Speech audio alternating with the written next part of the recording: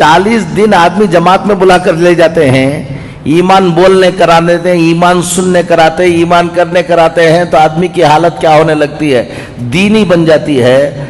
अगर LKG से बच्चा शुरू करके 10th स्टैंडर्ड तक मुसलसल कुफ्र सुने, कुफ्र बोले, कुफ्र देखे, कुफ्र करे, तुम्हारा बच्चा ईमान में बाकी रह जाएगा क्या कहते हो?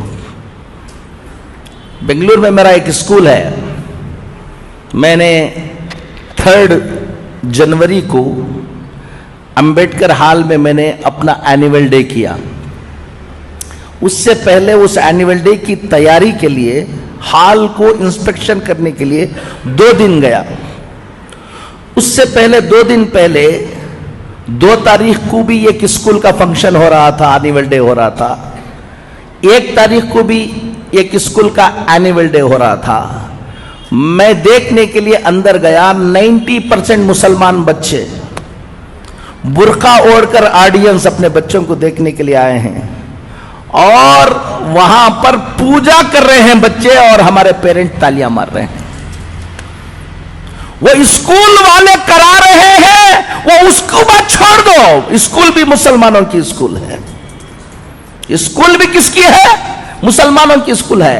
और ऑडियंस ऐसा लग रहा था कि जुमा हो रहा है वहां पर। सब टोपियां पहन ले कोई बैठे हुए थे, सब बुरखे पहन लेकर बैठे हुए थे।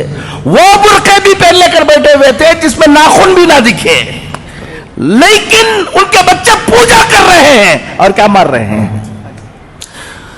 अब सोच लो कि ये हालत होगी तो 10-12 साल के बाद इस मुल्क के अंदर हालात क्या होने वाले हैं। हम कह रहे हैं कि व्हाट्सएप पे डालते हैं, फलां बच्ची क्या कर रही है, रजिस्टर मैरिज हो जा रही, कुछ देखो।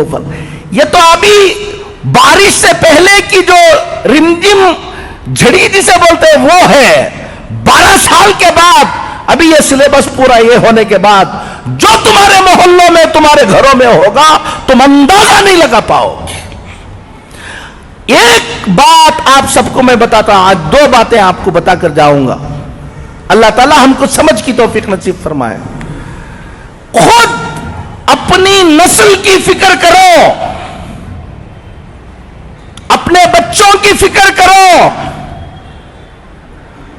डॉक्टर बनो। मैं 56 स्कूल चलाता हूं अल्हम्दुलिल्लाह पूरे हिंदुस्तान में, ताकि हमारे बच्चे डॉक्टर बने, इंजीनियर बने, मॉडर्न एजुकेशन में आगे आए। मैं उसका दाई हूं। मैं कह रहा हूं आपको, सिर्फ डॉक्टर, सिर्फ इंजीनियर ये तुम्हारी फिक्र है तो याद रख लेना, डॉक्टर तो उन्हें बन जाएगा, ईमान में बाकी नहीं रहेगा, खून के आंसू रोना पड़ेगा। वो इंजीनियर तो बन जाएगा। एक बच्ची एक गैर मुस्लिम के पीछे भाग गई। वो लोग पूरे मिलकर मेरे पास आए और आकर कहने लगे कि मौलाना हम फला हैं, फला हैं। रो रहे थे, दुख से बिलबिला रहे थे। हमारी बच्ची गैर मुस्लिम के साथ शादी कर ले रही है, क्या करना, कोई हल बताइए आप। और मैंने कहा कि कौन सी स्कूल में पढ़ाया है तुमने? तो स्कूल बताया उन्होंने, वो स्कूल जहां कुफ्र ही कुफ्र है। अब वो जोश में आकर उनके बाप ने मुझसे कहा, हजरत मेरा बस चल जाए तो मेरी बच्ची को मैं कत्ल कर दूं।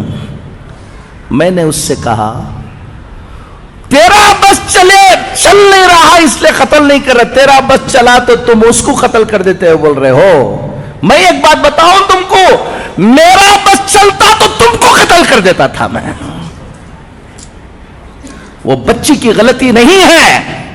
अगर आज से 10 साल पहले, 12 साल पहले, 15 साल पहले अगर तुमको आकर मैं कहता उस स्कूल में, जिस स्कूल में जा रहे हो उसका जहन ये बनने वाला है, तुम ख्याल करो कि ऐसी स्कूल में दाखिला करो जहां उसका क्या रहे, ईमान बाकी रहे, तो तुम मौलाना को कहते कि मौलाना आप बैकवर्ड हैं। तुम बहुत फॉरवर्ड बन रहे थे ना, ले लो। आपको बता रहा हूं, दीनदार घरों के बच्चे ईमान में बाकी रहना। अलीगढ़ गया था मैं, حضرت مولانا حکیم کلیمالدین صاحب دامت برکاتہم اللہ ان کی عمر کو دراز فرمائے، وہاں گیا، وہاں بیٹھا ہوا تھا، ایک صاحب آئے بڑے دیندار، کہا کہ حضرت آپ کو یہاں سے جانے کے وقت ایک آدھا گھنٹے کے لیے ہمارے گھر آنا ہے۔ کہا کیا بات ہے؟ ایک لڑکی غیر مسلم ہو گئی ہے، بہت دن، وہ جا کے دوسرے سے کیا ہو گئی ہے، شادی ہو گئی، بہت دنوں کے بعد سمجھانے کے بعد 2 سال کے بعد اس کو بلا کے لے کر آئے، آپ کی زبان سے کچھ بول دیں گے تو انشاءاللہ۔ ہمارے گھر میں ہمیشہ اجتماع ہوتا ہے، سب ہوتا ہے، اس بچی کو بلا کے لے آئے۔ میں سمجھا ہمیشہ گھر میں اجتماع ہوتا ہے، سب ہوتا ہے، تو کسی اور کی بچی ہوگی، بلا کے لے آئے ہوں گے۔ اب میں گیا، بچی سامنے بیٹھی ہوئی تھی اور بات کرنے کے لیے کہا، میں نے کہا کہ تم چھوڑ دو، میں بات کر لوں گا اس کو۔ اب اندر جانے کے بعد کہا کہ یہ کس کی بچی ہے؟ کہا کہ کسی اور کی بچی نہیں مولانا، یہ ہماری بچی ہے۔ ہر ہفتہ کیا ہوتا ہے؟ اجتماع ہوتا ہے، دیندار ہیں، سب کچھ ہیں، ان کی بچی نہیں۔ میں نے کہا کہ بیٹا تم کہاں پڑھے؟ کہا گرکل میں پڑھے حضرت ہم۔ میں نے کہا کہ علی گڑھ میں تم کو اور کوئی اسکول نہیں ملی؟ گرکل میں پڑھایا۔ کتنے بچے تھے؟ پورا گرکل کفر سکھاتا ہے، اسی کام کے لیے بنایا گیا ہے۔ اب آپ اپنی بچی کو ڈاکٹر بنانے کا جذبہ، آپ بچی کو بھیج رہے ہیں، دیکھ نہیں رہے ہیں، اور اچھے مارکس آ رہے ہیں، یہ آ رہے ہیں، یہ سب دیکھ رہے ہیں۔ میں نے کہا کتنی اور مسلمان بچیاں تھیں وہاں پر؟ کہا کہ ہم لوگ ایک 6-7 بچیاں تھیں۔ کیا کیا پروگرام ہوتے تھے، کیا کیا، اب پورا بتایا۔ میں نے ان کو بلا کر بتایا، ہفتے میں 1 مرتبہ تم گھر میں بٹھا کر اس بچی کو اجتماع سنا رہے تھے، اور صبح کو اٹھے تو شام تک وہ کفر سنا رہے تھے۔ تمہارے کفر، اس کفر کا اثر ہوگا یا تمہاری تعلیم کا اثر ہوگا؟ ایک بات ذمہ داروں کو کہتا ہوں، اپنے اپنے علاقے کے اندر ٹیوشن سینٹر شروع کرو۔ بچے اسکولوں کو جائیں، ٹیوشن کو آئیں، اور ٹیوشن کو آ کر جو ٹیوشن پڑھانے کے وقت جو کتابوں کے اندر کفر لکھا ہوا ہے، ٹیوشن بھی پڑھائیں اور کفر کو کلیریفائی بھی کرے ہمارے ٹیچرز۔ اس سے بچوں کے ایمان کی حفاظت ہوگی۔ دوسری، مکتب کے نظام کو کیا کرو؟ مضبوط کرو۔ پہلے واجب تھا تو اب فرض ہے۔ اگر کوئی گھمنڈ کر کے میرا بچہ میں فلان جگہ پڑھا لوں گا، فلان جگہ پڑھاؤں گا، مکتب کو نہیں بھیجے گا، 15-20 سال کے بعد خون کے آنسو رونے کے علاوہ کچھ نہیں رہے گا، یاد رکھ لینا۔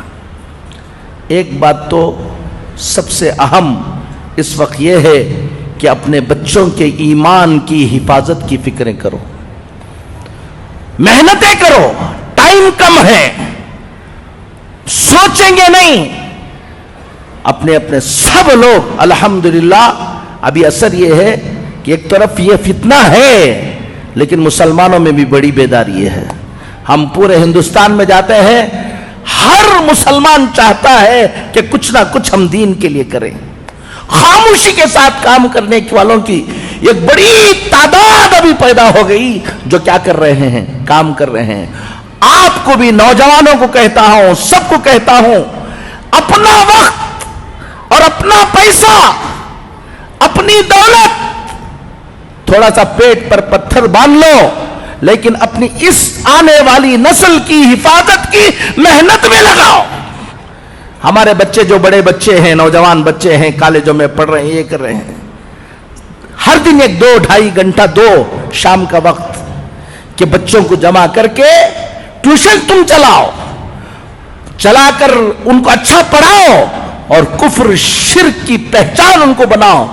اگر تم 1-2 گھنٹے اپنے ان ملت کی حفاظت کے لیے نہیں دے سکتے تو کہیں چائے پی لے کر قوم کی حالت پر گفتگو کرنے کا تم کو کوئی حق نہیں ہے۔